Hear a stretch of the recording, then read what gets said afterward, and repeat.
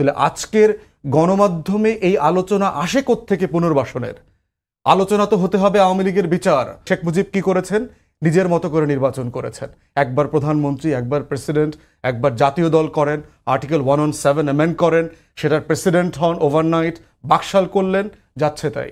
আওয়ামী লীগ এখনকার একটা গুরুত্বপূর্ণ আলোচনার অনুষঙ্গ মোটেই না, বরং আজকের আলোচনার অনুষঙ্গ হচ্ছে আওয়ামী লীগের বিচার। সে বাংলাদেশের প্রত্যেকটা রাষ্ট্রীয় প্রতিষ্ঠানকে গোপালগঞ্জের প্রতিষ্ঠান বানিয়েছে।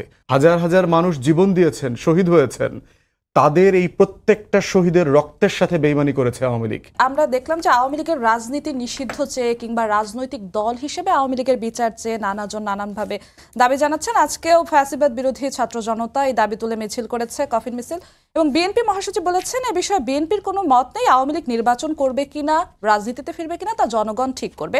রাজনৈতিক দল হিসেবে বিএনপি এ বিষয়ে কিছু বলতে পারে না, বাধা দিতে পারে না। তো এই যে গণ অভ্যুত্থানের যারা শরিক ছিল তাদের মধ্যে কি বিভক্তি চলে আসছে আওয়ামী লীগ প্রশ্নে? না, কোনো বিভক্তি আসে নাই। প্রশ্ন হচ্ছে যে আপনি কি প্রশ্ন করছেন তার উপরে উত্তর ডিফারেন্ট হতেই পারে। আজকের পুনর্বাসনের আলোচনাটা সাকিব ভাই কারেক্টলি বলেছেন যে মিডিয়াতে, ইন্টারন্যাশনাল রিলেশনসে এজেন্ডা সেটিং বলে একটা টার্মস আছে, যে আজকের টপিকটা আপনারা সিলেক্ট করেছেন, আমরা কিন্তু করি নাই, এবং আমাদেরকে বাধ্য করছেন আপনারা এই টপিকে কথা বলবার জন্য। এবং আমরা বোধ করছি যে গত 16 বছরের অনেকগুলো প্রেসিং ইস্যুস আপনারা গণমাধ্যমে কথা বলছেন না, অ্যাজ ইফ আওয়ামী লীগ এখনকার একটা গুরুত্বপূর্ণ আলোচনার অনুষঙ্গ মোটেই না, বরং আজকের আলোচনার অনুষঙ্গ হচ্ছে আওয়ামী লীগের বিচার। আওয়ামী লীগ কী করেছে গত 16 বছরে? আওয়ামী লীগ 16 বছরে বাংলাদেশ, যে কারণে বাংলাদেশ রাষ্ট্র আকারে হাজির হয়েছে, আমার যে স্বাধীনতার ঘোষণাপত্র ছিল, এর প্রত্যেকটা ধারা উপধারার সাথে বেইমানি করেছে। আমার রাষ্ট্রের আকাঙ্ক্ষাপত্র কি ছিল? 1971 সালের 17 এপ্রিল যেটা পাঠ করেছে প্রবাসী সরকার, এই রাষ্ট্রটাকে রিপাবলিক করবে, জনগণের রাষ্ট্র বানাবে। সেটা কিভাবে হবে? সেটা একটা ভোটের মাধ্যমে নির্বাচিত সরকার হইতে হবে। সেই জায়গাতে আমরা দেখলাম তারা রিপাবলিক করবার বদলে এক ব্যক্তি এবং এক পরিবার, শেখ পরিবারের রাজবংশের শাসন কায়েম করেছে। সে রিপাবলিকের চরিত্র বদলে দিয়েছে। সে বাংলাদেশের প্রত্যেকটা রাষ্ট্রীয় প্রতিষ্ঠানকে গোপালগঞ্জের প্রতিষ্ঠান বানিয়েছে, বঙ্গবন্ধু এভিনিউর প্রতিষ্ঠান বানিয়েছে, আওয়ামী লীগের প্রতিষ্ঠান বানিয়েছে, শেখ পরিবারের প্রতিষ্ঠান বানিয়েছে। তাহলে সেই জায়গাতে তার বিচারের আলোচনা কেন হচ্ছে না? যে আওয়ামী লীগ কেন বাংলাদেশকে রিপাবলিক হতে দিল না? রিপাবলিকটা কিভাবে হবে? জনগণের মতামতের ভিত্তিতে হবে। সেখানে আমরা দেখলাম 2008-এর একটা ইন্ডিয়ান লেড ইনস্টলড ইলেকশন হয়েছে। এখানে 14, 18, 24-এ কোনো নির্বাচনই হয়নি। তাহলে বাংলাদেশ যুদ্ধটা কেন হয়েছে? নির্বাচিত সরকারের কাছে ক্ষমতা হস্তান্তর করতে দেয়া হয় নাই বলে। এটাই তো যুদ্ধের ভিত্তি ছিল। 70-এ আওয়ামী লীগ মেজরিটি সিট পেয়েছে ইন বোথ হাউসেস, প্রভিন্সে এবং সেন্ট্রাল পার্লামেন্টে, তাকে পাওয়ার ট্রান্সফার করা হয় নাই। তাহলে বাংলাদেশে যে কারণে একটা মুক্তির যুদ্ধ হয়েছে, হাজার হাজার মানুষ জীবন দিয়েছেন, শহীদ হয়েছেন, তাদের এই প্রত্যেকটা শহীদের রক্তের সাথে বেইমানি করেছে আওয়ামী লীগ। তাহলে বাংলাদেশের আওয়ামী লীগের গাদ্দারির তার বিরুদ্ধে আমার দ্বিতীয় চার্জশিট কি? চার্জশিট হচ্ছে সে আমার যে আকাঙ্ক্ষাপত্র, ডেমোক্রেটিক ভ্যালুজের কথা ছিল, সেটার সাথে সে বেইমানি করেছে।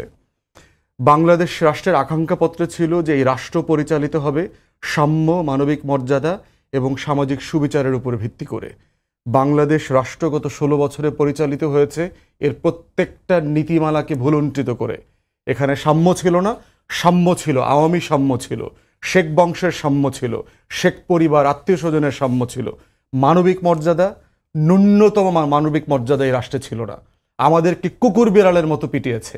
আন্দোলনের সময় সাকিব ভাইকে হাসপাতালে থেকে টেনে হিচড়ে নিয়ে ছাত্রলীগের ছেলেরা পিটিয়েছে।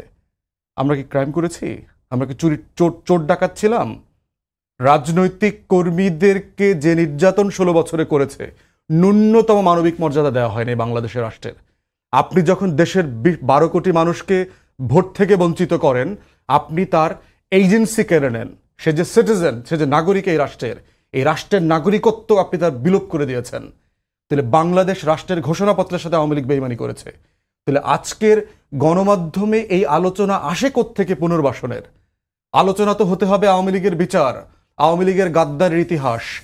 তারপরে দেখেন 72 থেকে 75-এ শেখ পরিবারের নেতৃত্বে কি হয়েছে বাংলাদেশে? একদলীয় শাসন কায়েম হয়েছে। আমাদের রাষ্ট্র ছিল জনপ্রজাতন্ত্র হবে, রিপাবলিক হবে, জনগণের ভোটে নির্বাচিত সরকার হবে।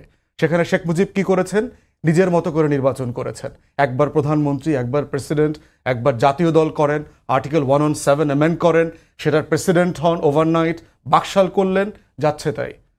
তো আমাদের আকাঙ্ক্ষাপত্রের প্রত্যেকটা ঘোষণা, প্রত্যেকটা প্রিন্সিপালের সাথে যেই দল বেইমানি করেছে গত 53 বছর থেকে, তারপরে দেখেন বাংলাদেশের প্রধান এবং প্রথম যে লম্বা সময়ের স্বৈরশাসক এরশাদকে লেজিটিমাইজ করেছে কে বাংলাদেশে?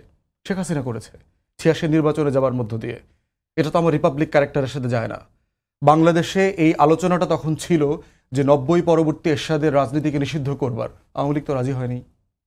বাংলাদেশে 95-96-তে 173 দিন হরতাল, শত শত লাশের পরে একটা পলিটিক্যাল সেটেলমেন্ট হয়েছিল যে নির্বাচনটা কিভাবে হবে, একটা কেয়ারটেকার প্রভিশনের অধীনে নির্বাচন হবে।